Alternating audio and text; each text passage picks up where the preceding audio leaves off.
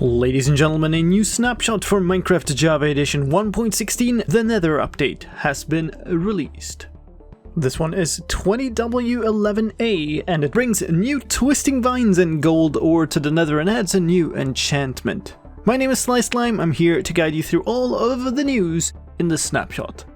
Let's get started with blocks and items. First of all, the new vines. They are twisting vines that grow upwards this time, and you can find them in warped forests. They essentially work like weeping vines but upwards, or if you will, like kelp but in air. They're also climbable just like the weeping vines. Another change related to the vines is that bone meal can now be used to grow all of these types of plants. That applies to kelp, to weeping vines, and to twisting vines.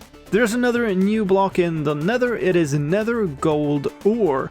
You can find that in all types of biomes. Wherever you can normally find quartz, you can now also find Nether gold ore, and it works just like the normal gold ore, just looks different.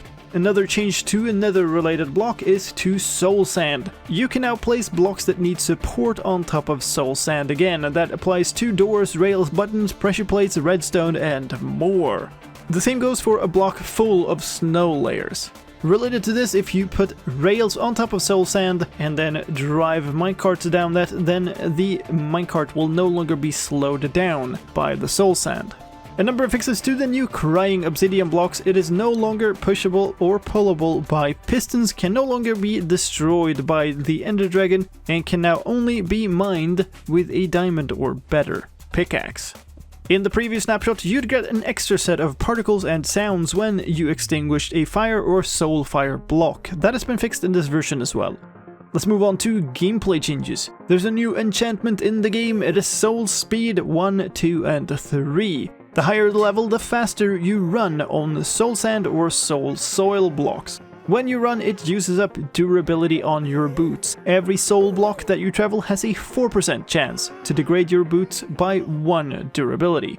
This effect also stacks with other speed effects like those from beacons or potions. If you want this, you'll have to barter with a piglin. It is only available from a piglin, and you can get it directly on iron boots. It's an uncommon barter, and also as a book, which is a very rare barter. Hoes are now the appropriate tool for more blocks. They are now appropriate for mining hay blocks, target blocks, dried kelp blocks, shroom lights, and both type of wart blocks. A number of projectile fixes and changes as well. Bells can now be rung by any type of projectile as long as you hit it from the correct direction. TNT and campfires can now also ignite when hit by any type of projectile as long as it's burning. And the gateways didn't work properly using an ender pearl in the previous snapshot. That has been fixed in this one, and thrown tridents would disappear after hitting and damaging any mob or entity. That's also fixed. A change done to redstone comparators in the previous version has been reverted in this one. The behavior is now gone back to what it was before, and this fixes comparators no longer working as expected when reading container status through a powered block. Some user interface fixes as well. There was a bug in the previous version where you could not access the name field of an anvil, and so you could not rename items in an anvil. That has been fixed in this version. The netherite items like the sword, the tools, and the armor were not sorted properly together with the other items of the same type in the creative inventory. And some death messages related to falling have been fixed. Mob changes in this version. When a piglin held a gold ingot and admired it, it wouldn't drop it when killed. That has been fixed in this version. Crossbow wielding piglins also didn't properly back away when trying to target a player that was too close. Piglins and hoglins also didn't properly look at their target. That's fixed in this version. And if a piglin held a bow, it would often get into the state where it couldn't follow its target at all. If the mob griefing game rule was disabled, then piglins would stand around and drop the golden items forever. If you had a piglin that picked up a piece of armor and then zombified, then that armor would simply disappear. That has been fixed in this version. Baby piglins would pick up items that they would normally be afraid of, including soul fire torches. That has been fixed in this version.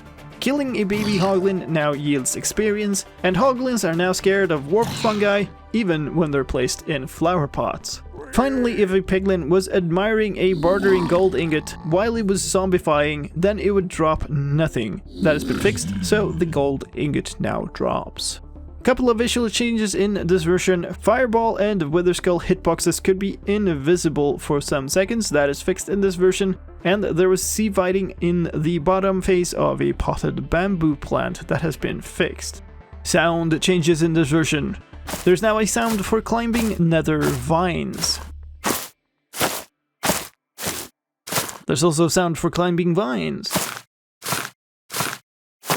There's a new sound for the souls released when using the soul speed enchantment.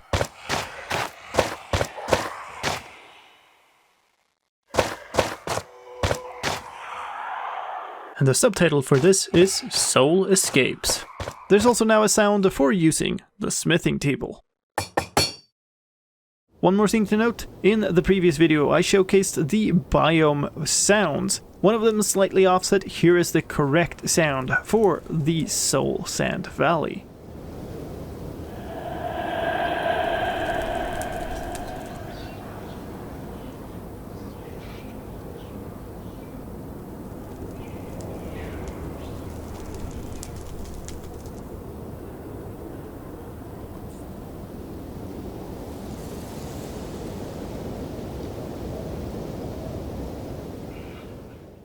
A number of stability fixes as well, especially one that made Superflat and Buffet worlds not work if they included the Nether Wastes biome.